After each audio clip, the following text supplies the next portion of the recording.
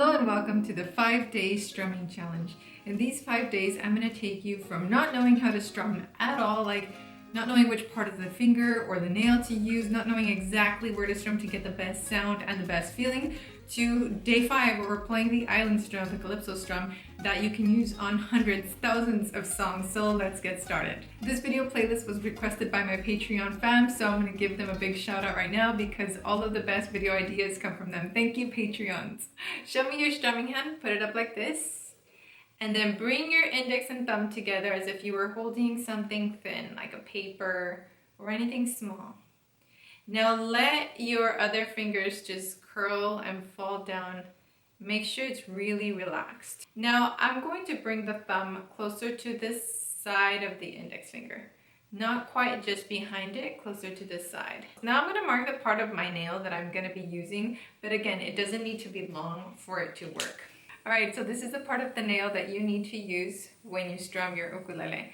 So it's not right smack in the center, it's more close to the edge. Now let's go to where on the ukulele we want to strum, because most of us just go straight to the sound hole. We think that's exactly where to strum, and we're experiencing the finger falling in or our finger getting caught as we're trying to strum. So I'd like for you to find that place where the fretboard, fingerboard, and where the top meet. That spot right there is going to be your sweet zone for strumming. And now we're going to angle that part of the nail that I marked towards the strings. Notice that I'm not doing this. Look up. So many of my beginners bend their wrist to try to make the wrist work. I do not want that at all.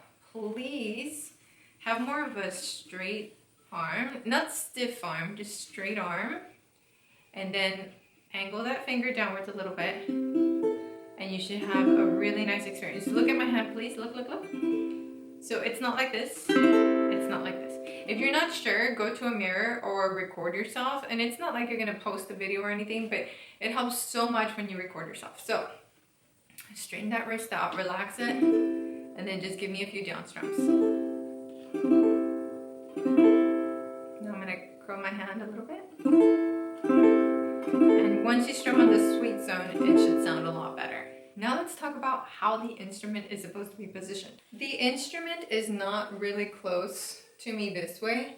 That would create a lot of tension here in the arm. The instrument is actually a little bit further away from me. Like there's more than a hand's width here so that I can comfortably press the strings without it being too close. And the last thing that we're going to talk about today is what to think when we're strumming. So I would like for you to think 1 and 2 and 3 and 4 and. You're going to feel a little silly, but please do it with me. Ready? Go.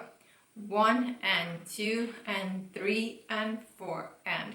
This is the most important thing we're doing today, by the way. Because if you can get the thinking right, the rest is going to feel so easy that you're going to think like, I didn't need this course. And that's why, because I need to train you how to think before I can train you how to do the more complicated strums. Just a little side note if you're new to this channel. Hi, my name is Bernadette and I have a master's degree in education and a bachelor's degree in music. And one of the things that I learned when I was studying on how to be a teacher is that review increases retention by 50%. So let's review everything we learned because I want you to remember it. We're going to bring the thumb to the index and let the hand relax. We're going to use the bottom half of our nail. We're going to strum where the top and the fingerboard meet. Our wrist should be nice and relaxed, not tense either way. Nice and relaxed. And our strum is going to look more like this than like this.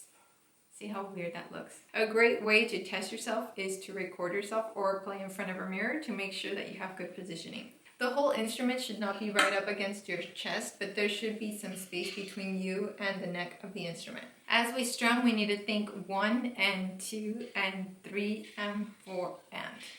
Again, ready, go. 1 and 2 and 3 and 4 and.